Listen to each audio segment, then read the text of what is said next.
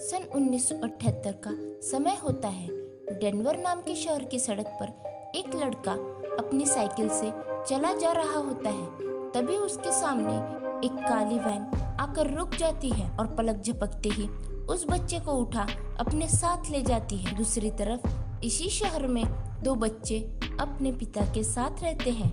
उनके पिता alcohol addict होते हैं और वे अपनी माँ को भी खो चुके हैं और इन बिन माँ के बच्चों से उनके अपने पिता का व्यवहार बहुत बुरा होता है। इन बच्चों का नाम फिनी और मैनी होता है। उधर फिनी को स्कूल में कुछ बच्चे हमेशा परेशान करते हैं पर वो उनका मुकाबला नहीं कर पाता और एक दिन उसकी क्लास का एक लड़का उसकी हेल्प करने आ जाता है। उसका नाम रॉबिन होता है और वो उन बच्चों को धमकाता है कि तुम अब दोबारा इसे कभी परेशान नहीं करोगे, वरना बच्चे समझ जाते हैं और वे सब वहाँ से चले जाते हैं। रॉबिन से क्लास के सभी बच्चे बहुत डरते हैं। फिर फिनी और रॉबिन अच्छे दोस्त बन जाते हैं। रॉबिन फिनी से कहता है कि मैं मैथ्स में बहुत कमजोर हूँ, क्या तुम मुझे स्कूल के बाद मैथ्स पढ़ा सकते हो? फिनी कहता है हाँ हाँ क्यों नहीं, मैं जरूर पढ़ाऊंगा। फिर आगे स्कूल में दो डिटेक्टिव्स आते हैं और वे फिनी की सिस्टर मैनी को बुलाकर उससे पूछते हैं कि तुम ये कैसे जानती हो कि ग्रैबर यानी कि उस किडनैपर के पास ब्लैक कलर के बलून्स थे। जिस बच्चे का किडनैप हुआ था उसकी बहन मैनी के ही क्लास में पढ़ती थी और मैनी ने उसे ये बात बताई थी कि जहाँ ये किडनैप हुआ था वहाँ ब्लैक कलर के बलून्स थे और ये बात सच होती है। और डिटेक्टिव कहते हैं ये बात तुम कैसे जानती हो? जहाँ से किडनैप हुआ वहाँ से हमें ब्लैक कलर के बलून मिले थे, क्या तुम उस वक्त वहीं पर थी? पर मैनी कहती है नहीं, मुझे ऐसा सपना आया था। मतलब कि मैनी को जो सपने दिखते हैं वो सच हो जाते हैं। उधर घर पर भी मैनी को अपने पापा से बहुत डांट मिलती है क्योंकि पुलिस ने ऑफिस में आकर उनसे पूछताछ की थी और ये सब मैनी की वजह से ही हो रहा था। मैनी ने ही सपनों वाली बात सबको बताई थी। उसके पापा कहते हैं तुम्हें भी अपनी माँ की तरह उल्टे सुल्टे सपने आते हैं। सपने होते हैं, वे कभी सच नहीं होते और तुम्हें उन्हें किसी को बताने की कोई जरूरत नहीं है। पापा से मिली इस फटकार से बच्चे बहुत परेशान हो जाते हैं और बहुत दुखी भी। आगे फिल्म में फिनी का दोस्त रॉबिन दिखाई देता है जो रास्ते से जा रहा होता है और तभी वहाँ पर गैबर की बच्चे किडनैप करने वाली वह काली गाड़ी आ जाती है। रॉबिन भी किडनैप हो जाता है। उधर फिनी स्कूल में अकेला हो जाता है। उसे बचाने वाला अब स्कूल में कोई नहीं होता। वे बदमाश बच्चे फिर से फिनी को परेशान करने लगते हैं पर तभी मॉनी वहाँ आकर अपने भाई को बचाती है और अपने भाई को घर जाने के लिए कहती है और वह अपने दोस्त के घर जाती है और रात में वही रुकती है। इधर जब फिनी अकेला ही अपने घर जा रहा होता है तभी उसे सामने एक काली गाड़ी दिखाई देती है जो कि किडनैपर गैबर की ही होती है।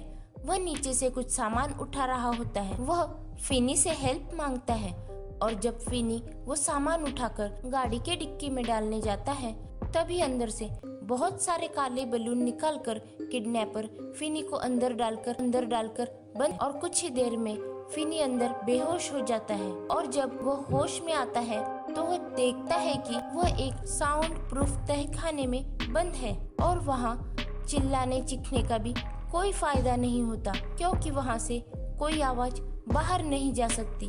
तभी वहाँ किडनैपर ग्रैबर आ जाता है जो एक डेंजर मास्क पहने हुए होता है। वो कहता है घबराओ मत, मैं तुम्हें नहीं मारूंगा और इतना कहकर वो वहाँ से चला जाता है। फिर फिनी चारों तरफ देखता है। वहाँ उसे एक विंडो, एक टॉयलेट और एक ब्लैक फोन दिखाई देता है। ये जगह एक बेसमेंट होती है। फिनी वो फोन उठाकर उसे चेक करता है पर वह फोन डेड होता है। फिनी परेशान होकर लेट जाता है और सोचता है कि वो यहाँ से कैसे और कब निकलेगा। तभी फोन की रिंग बजती है और हैरानी की बात ये होती है कि फोन तो डेड था। फिनी फोन के पास जाता है पर फोन उठाने के पहले ही रिंग बंद हो जाती है पर तभी वहाँ ग्रैबर आ जाता है। वो फिनी से कहता है कि ये फोन डेड है और ये काम नहीं करता, पर एक बार मैंने भी इसकी रिंग सुनी थी, मैं नहीं जानता कैसे पर ऐसे हुआ था। इतना कहकर वो वहाँ से चला जाता है उसके जाने के कुछ देर बाद फिर रिंग बजती है और इस बार रिसीवर से आवाज भी आती है। फोन में से ब्रूस नाम का लड़का बात कर रहा होता है। ये वही लड़का है जो सबसे पहले किडनैप हुआ था। वो फिनी को बताता है कि नीचे जमीन पर लगी टाइल्स को तोड़कर तुम सुरंग बनाकर इस जगह से निकल सकते हो। इस सब घटना में खास बात यह होती है कि फोन तो डेड है, पर घंटी कैसे बजी।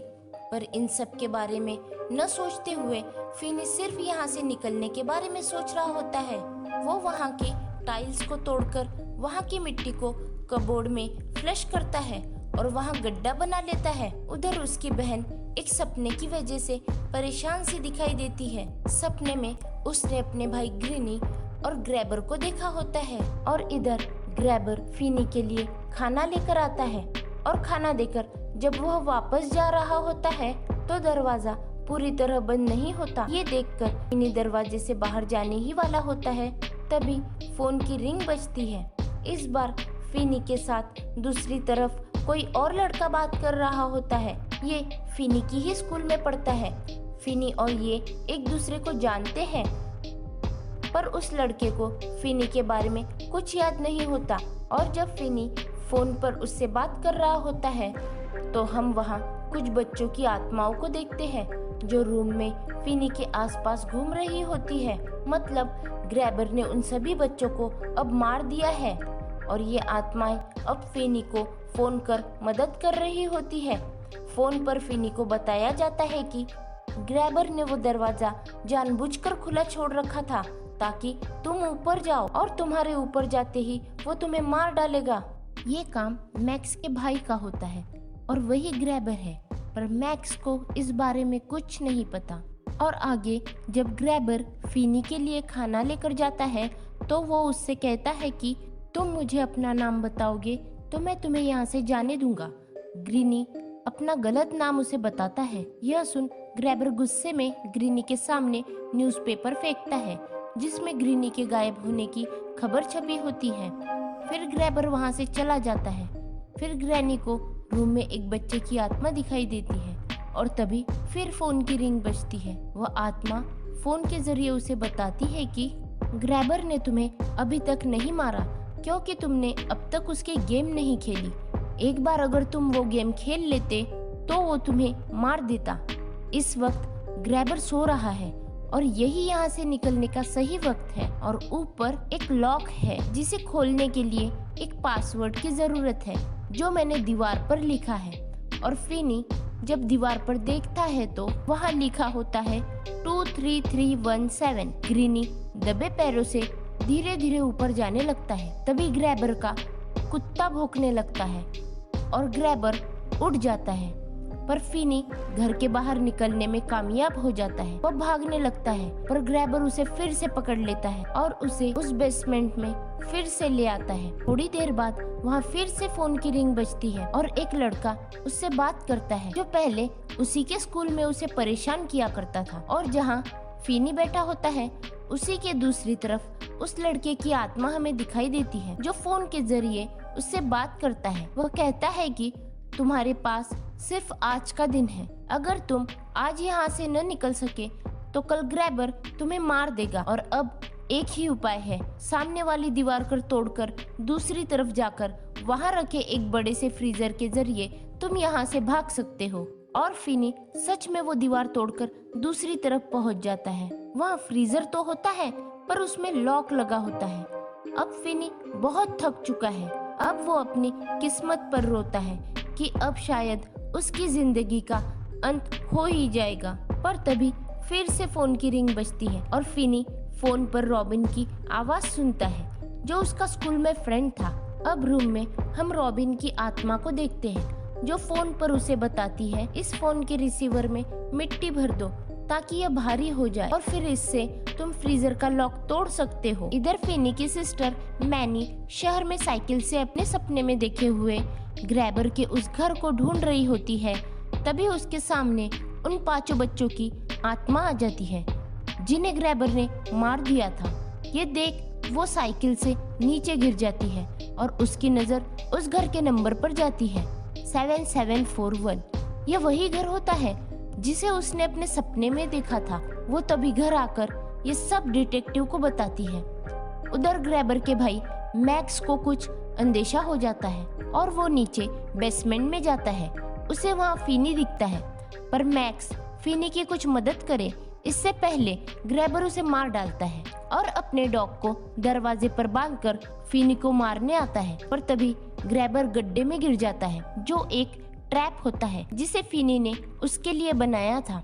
वो उस गड्ढे से बाहर नहीं निकल पाता और फिर फिनी वायर से ग्रैबर को मार देता है, पर अब भी वो बाहर नहीं निकल सकता क्योंकि गेट पर डॉग जो बंधा होता है और वो काफी खतरनाक भी होता है। तभी फिनी की सिस्टर मैनी भी डिटेक्टिव्स के साथ उस घर में आ जाती है। ये सब जब नीचे बेसमेंट में पहुंचते हैं तो उन्हें वहां नीचे बहुत से बच्चों की डेड बॉडी मिलती है जिन्हें ग्रैबर ने मार दिया है। उधर फिनी अभी भी बेसमेंट में ही होता है, पर यह कोई और बेसमेंट होता है। फिनी फ्रिज से कुछ मीट के टुकड़े निकालकर डॉग को देकर उसे रास्ते से हटा देता है और वो ऊपर आकर लॉक का पासवर्ड डालकर दरवाजा खोलता है और बाहर आ जाता है। वहाँ पुलिस की कुछ गाड़ियाँ आती है क्योंकि बेसमेंट से कुछ बच्चों की लाशें मिलती है। अब सारी पिक्चर क्लियर हो जाती है कि ग्रैबर के 2 घर थे। एक घर की बेसमेंट में वो बच्चों की लाशें गाड़ता था और दूसरी जगह बच्चों को कैद करता था। फिनी और मैनी के पापा दोनों बच्चों से माफी मांगते हैं और उनसे अच्छा बिहेव करने का वादा करते हैं। अगली सुबह फिनी अपने स्कूल में होता है। सब बच्चे उसी को देखते हैं क्योंकि ग्रैबर को मारकर अब वह हीरो बन चुका होता है। अब वह पहले जैसा डरने वाला लड़का नहीं होता, वो अब एक ब्रेव बॉय बन चुका होता है और मूवी यही खत्म हो जाती है।